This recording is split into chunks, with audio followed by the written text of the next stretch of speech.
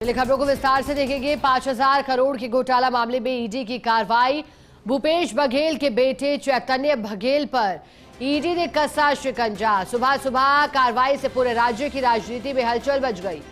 केंद्रीय जांच एजेंसी ने राज्य भर में कुल 14 ठिकानों पर छापेमारी की।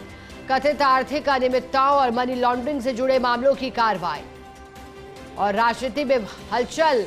इस कार्रवाई से 5,000 करोड़ के घोटाले मामले में ईडी का बड़ा एक्शन। शिकंजा कसा गया है। सुबह सुबह कार्रवाई भूपेश बघेल के बेटे पर।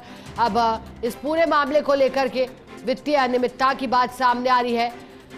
कुल 14 ठिकानों पर छापेमारी चल रही है और न सिर्फ बेटे बल्कि अब इस जांच के दायरे को आगे बढ़ाया जाएगा। पहले 14 ठिकाने और फिर दफ्तरों की भी तलाशी, साथ ही बैंक लॉकर्स भी खंगाले जा सकते हैं। अब ईडी के हाथ क्या क्या दस्तावेज लगते हैं। प्रवर्तन निदेशालय की ओर से जारी कार्रवाई की ओर से ये कोशिश है वित्तीय अनियमितता का पता लगाने की, क्योंकि बात वित्तीय अनियमितता की सामने आ रही है। राजनीति में हलचल तो मची है, लेकिन कार्रवाई को लेकर के भी अब विपक्ष सवाल उठाने लगा है।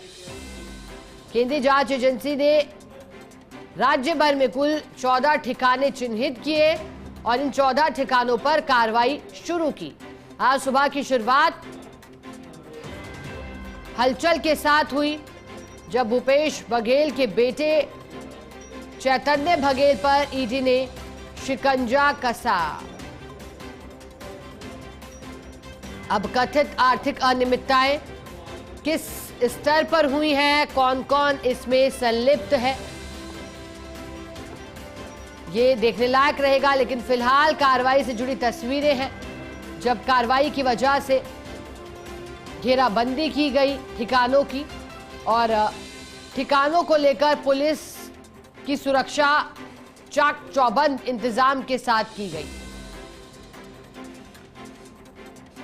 भूपेश बघेल के बेटे चैतन्य बघेल पर यह शिकंजा कसा गया है। अब वित्तीय अनियमितताएं किस स्तर पर हुई है, क्योंकि सियासी टेंशन इससे बड़ी है।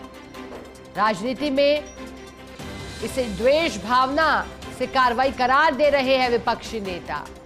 अमूमन इस तरह से ईडी के शिकंजे जब होते हैं तो फिर विपक्ष हमलावर हो जाता है और जांच एजेंसियों के दुरुपयोग की बात लगाते हुए सामने विपक्ष के नेता आते हैं। अब एक बार फिर राजनीतिक हलचल बढ़ी है इस कार्रवाई के बाद।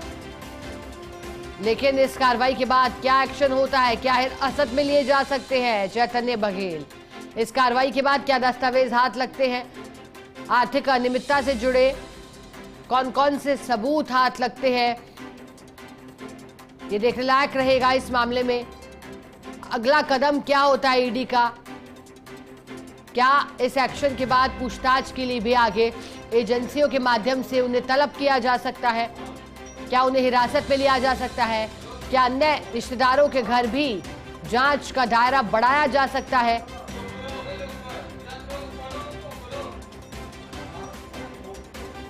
जानकारी आपको दे दें,